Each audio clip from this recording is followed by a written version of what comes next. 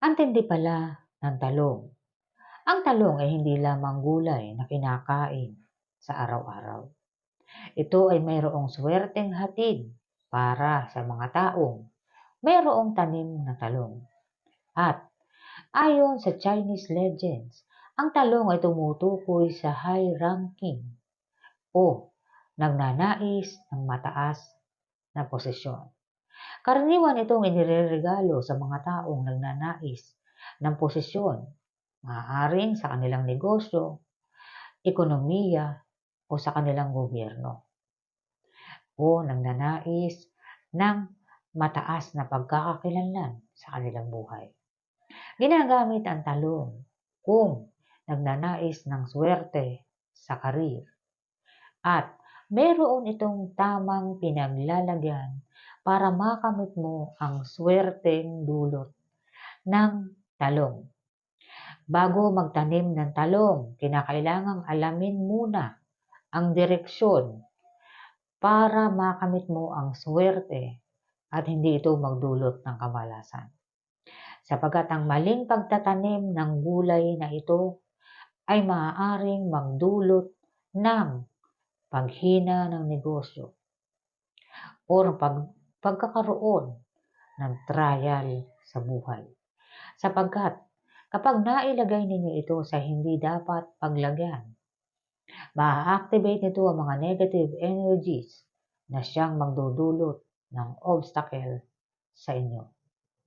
Ang video ito ay tatalakay sa ano nga ba ang tamang lugar na pwedeng paglagyan ng halamang talong at swerteng hatid nito para sa mga taong nagtatanim ng talong.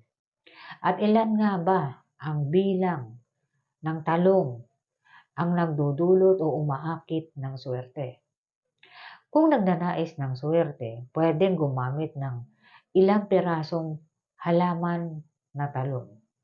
Ngunit kung nagnanais ng pangkalahatang swerte, mas maraming tanim na talong, mas magdudulot ng swerte. Pakakatandaan lamang ang direksyon para hindi ito magdulot ng kamalasan. Tatalakayin natin kung ano ang swerteng makukuha natin sa pagtatanim lamang ng talong. Talong sa North Area. Gumamit ng kompas at hanapin ang sektor ng North at doon itanim ang talong.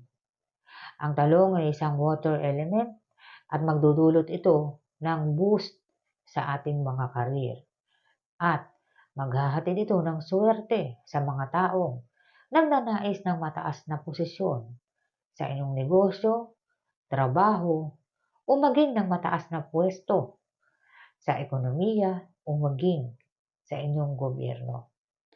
Swerte po ang talong sa mga tumatakbo.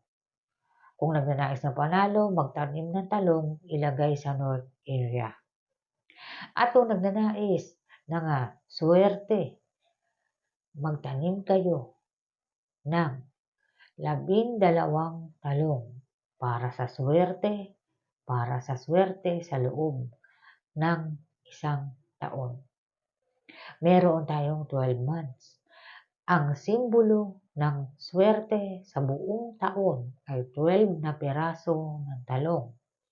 Kinakailangan lamang titingnan ninyong maigi na dapat walang mamamatay sa mga ito.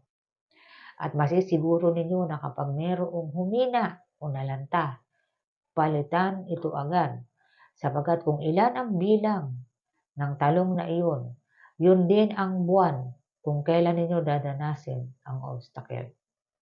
Mahalaga na mabantayang mabuti ang mga alagang talong para hindi ito magdulot ng kamalasan sa atin.